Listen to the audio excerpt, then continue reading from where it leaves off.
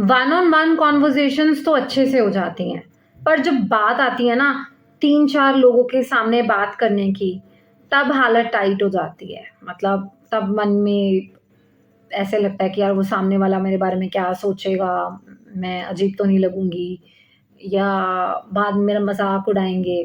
तो यार इस तरह के ख़्याल आते हैं। मतलब बहुत नेगेटिव एक्सपीरियंस बन जाता है।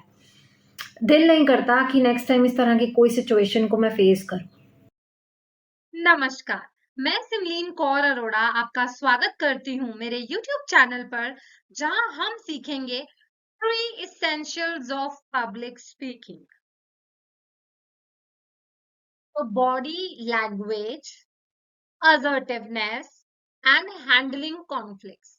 ये 3 है essentials of public speaking जो आपको आने चाहिए ताकि आप ग्रुप डिस्कशंस में भी एंड प्रेजेंटेशंस में भी अच्छे से बिहेव कर सकें, आपका पब्लिक स्पीकिंग का एक्सपीरियंस अच्छा जाए। बढ़ते हैं पहली टिप की तरफ, that is body language. Body language के बारे में मैं आपको एक बात बता दूं, बॉडी लैंग्वेज 70% मैटर करती है and 30% is the language and 70% is the body language. लोग सिर्फ आपको आपके वर्ड्स से नहीं, आपकी बॉडी लैंग्वेज से भी जज करते हैं।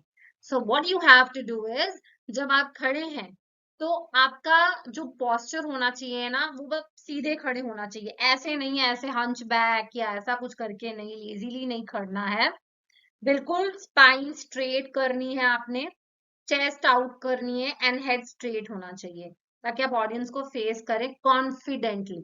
आपका बॉडी पोस्चर कॉन्फिडेंट होगा तो आपको फील कॉन्फिडेंट होगा और आपकी ऑडियंस को भी दिखेगा कि यू आर कॉन्फिडेंट। ठीक है। Next is eye contact. कभी अगर आपको आप ग्रुप डिस्कशन में हैं तो नीचे देख के बात ना करें, इससे सामने वाले सुपीरियर फील होते हैं और आप इंफीरियर फील करते हैं और इंफीरियर ही दिखते हैं। ऐसा नहीं है, ग्रुप डिस्कशन में एवरीवन इज इक्वल। ओके, आपको नीचे देखकर आपको सामने वाले पर्सन की तरफ देख के बोलना है, जिससे कॉन्फिडेंस दिखेगा, करेज दिखेगा आपका। ठीक है, गट्स दिखेंगे आपके। और अगर आपको नर्वसनेस फील हो रही है सामने वाले की तरफ देखने में, तो आप उस पर्सन की आई बॉल्स पर फोकस कर सकते हैं, उसकी नोज देख सकते हैं, उसकी आईब्रोज देख सकते हैं, उसकी लिप्स देख सकते हैं, बट उसकी तरफ देखना is important. Okay, smile is very important. ठीक है, अगर आप नर्वस भी हैं, एब्सोल्युटली ऑल राइट। किसी और को क्यों दिखाना है कि मैं नर्वस हूँ? चेहरे पर एक स्माइल मेंटेन करके रखो। ठीक है, कॉन्फिडेंस शो करता है प्लस पॉजिटिव ऑरा शो करता है। Next is shake hands confidently. Shake hands confidently में ये वाला जो तरीका आपको दिखाई देना ना, ये वर्टिकल पोजीशन में हो ऐसे, ये होता है कॉन्फिडेंटली। ना तुम मुझसे बड़े हो ना मैं तुमसे बड़ा हूं, हम दोनों इक्वल हैं। बट जब ऐसे होता है ना, ऐसे हम हाथ मिलाते हैं ऐसे, तब ऐसे शो होता है कि यार मेरी डोमिनेंस है तुम पर। सो वो चीज ध्यान। नेक्स्ट इज, जब हम कभी डाउटफुल होते हैं या हमें लगता है कि कॉन्फिडेंस नहीं हो रहा, नर्वस फील हो रहा है, तब क्या होता है, हमारी बॉडी मूवमेंट्स ना बहुत बहुत क्विक एंड फ्रैंटिक हो जाती है। यानी कि जैसे मैं अभी खड़ी हूँ, मैं ऐसे ऐसे ऐसे ऐसे आगे हुई जा रही हूँ। ठीक है, ऐसे बेमतलब ऐसे देख रही हूँ, कभी नीचे देख रही हूँ, कभी ऊपर देख रही हूँ, मेरी बॉडी मूवमेंट्स हिल रही हैं। ठीक है, यहाँ पे ये शो कर रहा है कि मेरे अंदर नर्वसनेस है। तो ऐसे नहीं करना है, एक कॉन्फिडेंट स्पीकर काम होता है। ठीक है, सो अपना काम और दिखाना है। अगर आप खड़े हो एक जगह पे तो हिलना नहीं है, बस खड़े रहो। जहां पर हैंड जेस्टर्स का यूज होना है वहां हैंड जेस्टर्स का यूज करो, अदरवाइज मत यूज करो। अगर वॉक करना है तो पूरे स्टेज को कवर करने के लिए वॉक करो, एक ही जगह पे आगे पीछे नहीं होना। राइट, इस चीज का आपको ध्यान रखना है। Tip number 2 is assertiveness. First promise yourself कि आप उन बॉडी लैंग्वेज टिप्स को फॉलो करोगे and do tell me in the comment sections कि उन टिप्स को एक हफ्ता फॉलो करने का क्या रिजल्ट निकला, क्योंकि एक्चुअल में वो बहुत हेल्प करेंगी आपकी, if you trust me. Okay, so next is assertiveness. Assertiveness का मतलब होता है कि अपनी बात को सामने वाले के आगे रख देना बड़े रिस्पेक्टफुल वे में। ऐसा नहीं है कि हमने बड़ी बदतमीजी से सामने वाले के आगे अपना पॉइंट ऑफ व्यू रखा, हमने बहुत रिस्पेक्टफुली अपना पॉइंट ऑफ व्यू रखा सामने वाले के सामने, ठीक है। अपने थॉट्स, अपनी नीड्स, अपनी फीलिंग्स उसको क्लियरली बताई रिस्पेक्टफुली, जिसमें हम ना तो अग्रेसिव हुए ना तो डिसरिस्पेक्टफुल हुए। That is being assertive. अपना पॉइंट ऑफ व्यू रखना बिना किसी की डिसरिस्पेक्ट किए, ये क्वालिटी होती है एक अच्छे पब्लिक स्पीकर में। किस तरह से असर्टिव हुआ जाए?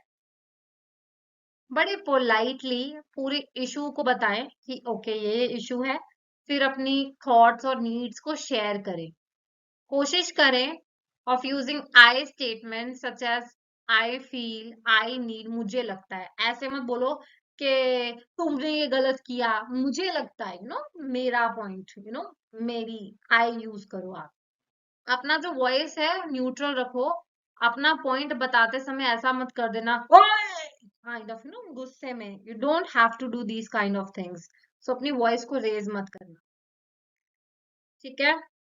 ज्यादा डिफेंसिव भी मत हो जाना और ज्यादा अग्रेसिव भी मत हो जाना। अगर कोई आपकी फॉल्ट निकाले, आपको जेन्युइन लगते हैं, उसको एक्सेप्ट करो। ऐसा नहीं, नहीं नहीं नहीं, मैं तो नहीं ऐसा कुछ गलती वलती कर सकता, आप ही की है। सामने वाले पे ब्लेम गेम और अपने आप पे पानी नहीं पड़ने देना, ये चीजें अवॉइड करनी है।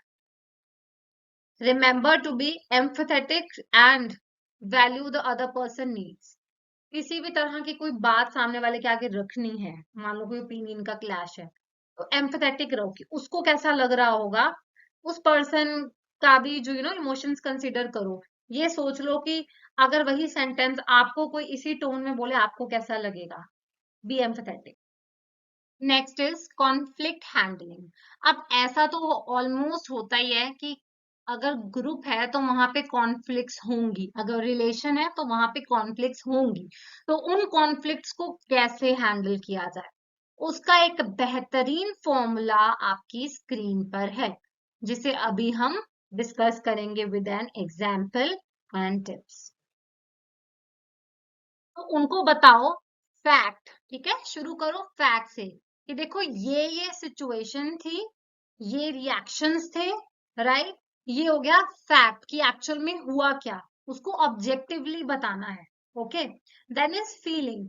अब जो हुआ, मैं समझता हूँ कि तुमको ऐसा लगा या लगा, मैं अंडरस्टैंड करता हूँ, बट इस पूरी सिचुएशन से मुझे ऐसा फील हुआ, ठीक है, मैं हर्ट हुआ, मुझे डिसअपॉइंटमेंट हुई, कुछ भी जैसा भी आपको फील हुआ अबाउट दैट सिचुएशन और ट्रीटमेंट। Next is desire. आप चाहते क्या हो, इस ऐसी सिचुएशन कभी दोबारा हो तो उसको किस तरह से हैंडल किया जाए, लाइक आपका डिजायर क्या है। अब जो सिचुएशन है, उस सिचुएशन में भी का एंड में आपका डिजायर क्या, आप चाहते क्या हो, और अगर ऐसा कभी फ्यूचर में हो तो आप क्या चाहते हो, you need to convey that, right. अब ध्यान में रखना है कि कॉन्फ्लिक्ट हैंडलिंग के दौरान आपको ब्लेम गेम तो बिल्कुल भी नहीं करना है। What you have to do is situation पर आपका फोकस रहना चाहिए, ठीक है।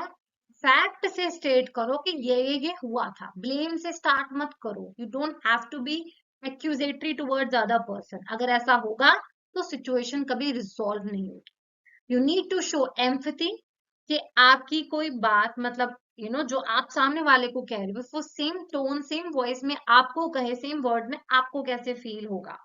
नेक्स्ट, आपको सामने वाले पर्सन का पर्सपेक्टिव भी ध्यान में रखना है।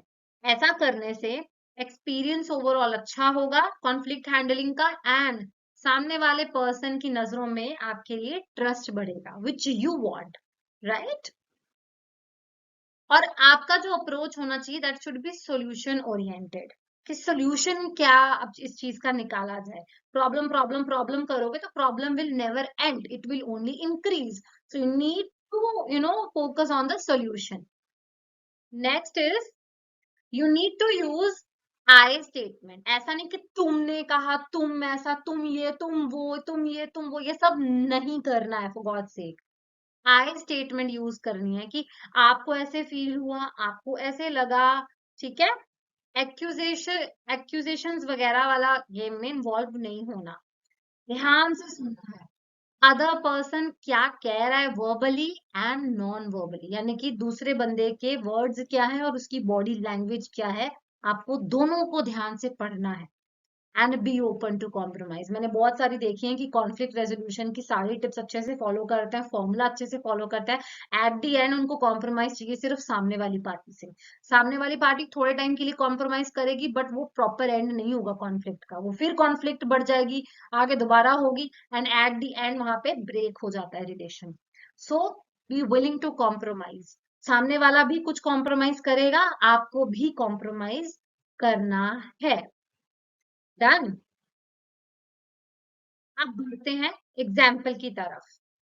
ठीक है, तो कॉन्फ्लिक्ट रेजोल्यूशन का ये फॉर्मूला है fact plus feeling plus Dzire, जिसे अभी हमने अच्छे से पढ़ा। अब सिचुएशन है एक, अ टीममेट मिस द डेडलाइन। ओहो, टीममेट से डेडलाइन मिस हो गई, जिसके कारण प्रोजेक्ट की सबमिशन में आ रही हैं डिलेस। अब वैसी बात है, गुस्सा आएगा। तो टीम लीडर ने बात करी टीममेट से, उसको बोला कि हमने अग्री किया था ना कि इस प्रोजेक्ट की डेडलाइन है, और लास्ट वीक इस बारे में हमारी डिस्कशन हुई थी, पर फिर भी प्रोजेक्ट की डेडलाइन मीट नहीं हुई। मुझे तो डर लग रहा है कि कहीं क्लाइंट अपना प्रोजेक्ट ना हमसे वापस ले ले। यहाँ आपने फैक्ट बता दिया डेडलाइन का कि कब डिस्कस हुई थी, इनफ टाइम मिल गया, ये पता लग गया। देन आपने फीलिंग बता दी कि भैया आपको तो बहुत बुरा लग रहा है। अब डिजायर, आप बता दिया कि क्या हुआ, कैसा फील हुआ आपको। अब डिजायर आपने बताया, मैं जानना चाहती हूँ कि क्या, क्यों हुई ये डिले, प्लीज मुझे बताओ।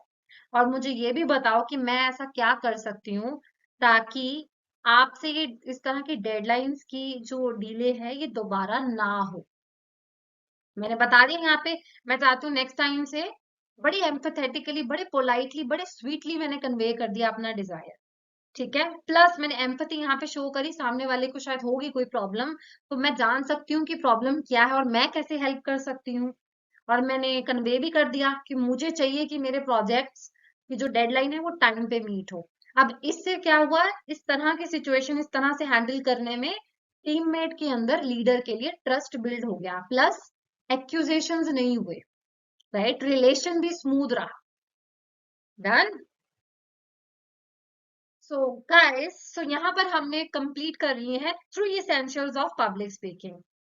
मैं सिमलीन कौर अरोड़ा, मैं आपसे शेयर करती हूँ public speaking tips, mental health tips and personal development tips on all the platforms, Instagram, LinkedIn, YouTube, right, you can follow me there.